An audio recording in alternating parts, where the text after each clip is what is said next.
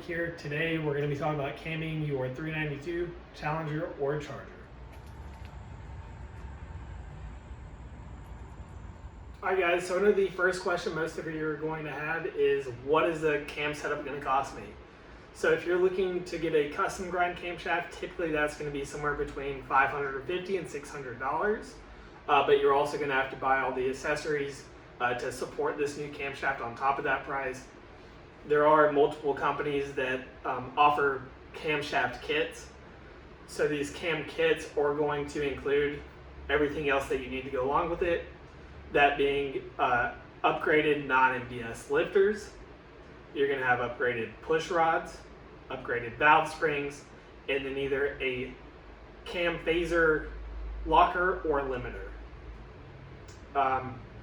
These kits are typically going to be in the range of $1,800 to $2,000. Although if you have a manual car, you already have non-MDS lifters, so you don't have to replace those. So you could take $400 to $500 out of that cost. However, if you're getting higher in the mileage range, I would recommend to go ahead and replace the lifters as well. For the automatic cars, it's also going to include the MDS plugs to block those off. Alright, so one thing I did want to touch on real quick was the cam phaser locker or limiter. Basically from the factory, these are VVT cars or variable valve timing. That's pretty much for emissions. They had to do it to get these cars compliant. But with an aftermarket camshaft, you really don't need it. So a lot of the times, most of the camshafts require this to be limited or locked out, basically for piston and valve clearance.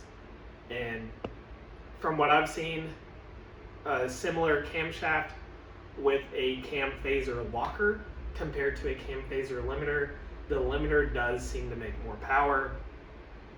I've seen as much as, from the quick research I did, okay, you'll gain about 15, so it'll advance the cam on the lower end, and then it'll retard it back to 0 or even slightly negative on the high end to make more power. But I mean, you'll gain 15 wheel torque on the bottom end and like 15 wheel horsepower on the top end.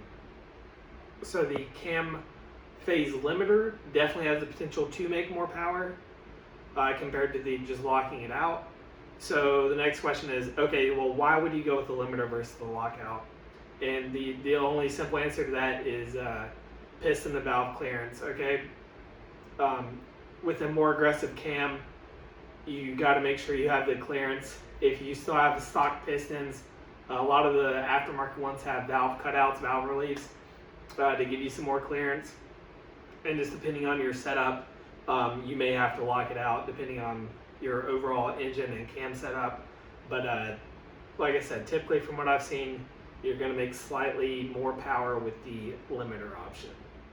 Alright, so with all these steps included, manual car, you're looking around $1,600 in parts only. Automatic car, closer to $2,000, $2,100. And then you're still going to have to get a few miscellaneous other things. The camshaft bolt, that's like $10. You're going to have to get fresh oil, new oil filter. You're going to need to recharge your AC. You're going to have some new front accessory like the timing gaskets, your new head gaskets on the car. So I mean, you're looking to spend an additional about $400 right there. After that, you're still going to need the car to be tuned. So if your PCM is not already unlocked, you're looking $300 to $400 there. And then you have to purchase either a Diablo or HP tuner device and pay somebody to tune it. So that can be an additional easily $800 to $1,200 right there, depending on if you're trying to remote tune the car, dyno tune it, or what route you want to go with it. It easily adds up. Another additional cost could be for the automatic car, depending on how aggressive of a cam you get. There are plenty that do work with the stock torque converter, but you may have to look into getting an aftermarket one. A lot of people go with the factory 1320 torque converter and have a good results with that, which probably what I would do if I was in that route. But with the manual car, that is not required. You have a clutch, you don't have a torque converter. So that's an additional possible savings right there for you. All right, so for the full setup, plus torque converter, if you're an auto car, if you need it, you're looking around $3,000 just in parts. Plus add the tuning, let's just say $1,000 for a basic setup to get the car going. Then you're still gonna have to pay to install if you can't do it yourself. I talked to 2 or 3 friends that run their own shop, and from what I got from them, you're looking at $1,800 to $2,000 on top of that for an install. So for the full cam setup, you're easily looking at $5,000 to $6,000 to get the car, everything fully installed, tuned, and back on the road. So what do you expect out of it now? From what I've seen, just the cam setups, you can expect 30 to 35 wheel horsepower gain. Now, one thing you do want to note is the peak horsepower isn't everything at the end of the day. You want to see the gain over the entire RPM range. So just because a cam might make, let's say, 10 more peak horsepower, but across the entire range, a separate cam that looks like it makes 10 less peak horsepower, has a better gain from 2,500 all the way to 6,000 RPM, that cam is probably going to run a lot better and have a better ET and more difference in the drivability than the one that has, less gain across the RPM, and then all of a sudden a slight peak at, let's say, 5,800, 6,000 RPM as a 10 peak horsepower gain. Okay, so the at the end of the day, the peak horsepower gain is not everything. I know a lot of people get obsessed over the dyno numbers.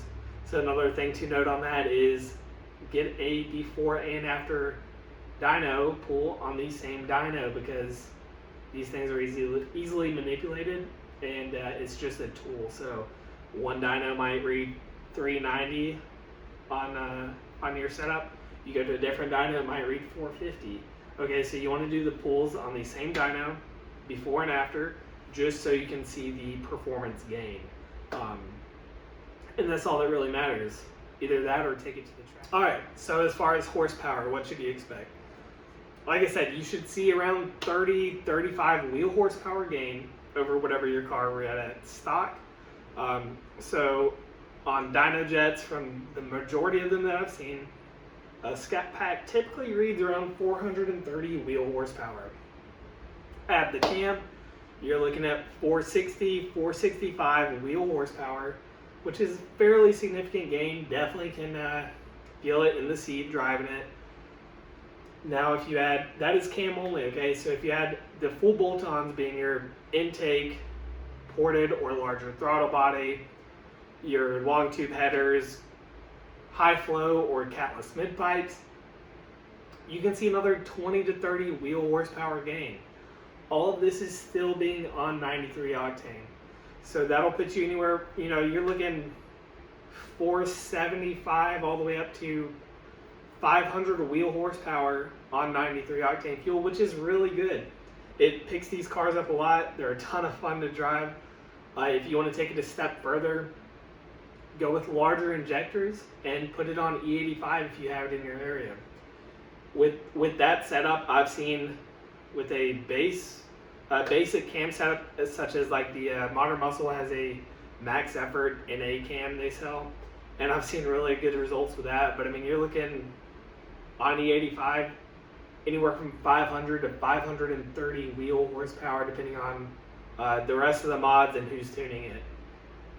And I'm going to do a separate video on how to get the most out of your naturally aspirated videos. I have a couple of tricks and knowledge that a lot of you may not have thought of, but that'll be a separate video. This one is for the majority of you that just want some power gain and a better sounding car. So stick around if you're interested in how to get the most out of your naturally aspirated setup and crack into the 10s in your scat pack. I'm going to do a separate video on it. But thank you everyone for watching this one. I know it's a lot of talking, not really that exciting unless you're interested in doing this setup. But please subscribe, follow Instagram and YouTube at B5Beast422, and thank you for watching.